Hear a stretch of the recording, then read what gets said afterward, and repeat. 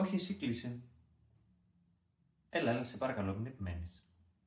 Τα λέμε αύριο. Φιλάκια. Πώς την πατήσαμε έτσι, ρε παιδιά? Έχουμε στη ζωή μας αγαπημένα πρόσωπα που νοιάζονται για μας και μας παίρνουν, ρε παιδί μου, έτσι, 1, 2, 3 φορές την εβδομάδα τηλέφωνο. Πώς το τελευταίο διάστημα έχουν μπει στη ζωή μας και ο κάθε πολιτής πολίτρια της χ εταιρείας ρεύματος είναι και πολλές πανάθεμάτες και προσπαθεί να μας πείσει πόσο γαμάτη και ανεπανάληπτη είναι η προσφορά ρεύματος που τρέχει αυτή την περίοδο. Και το λέω αυτό εν πλήρη γνώση του τι κάνω και τι πρεσβεύει η εταιρεία μου.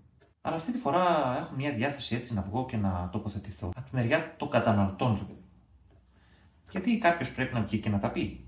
Να πει ότι τα πράγματα είναι πάρα πολύ απλά. Αν καίς μέχρι 200 κιλοβατόρες το μήνα, ό,τι και να κάνεις, δεν θα δεις πραγματικό όφελος στο λογαριασμό σου. Όσο χαμάτι και να είναι η προσφορά.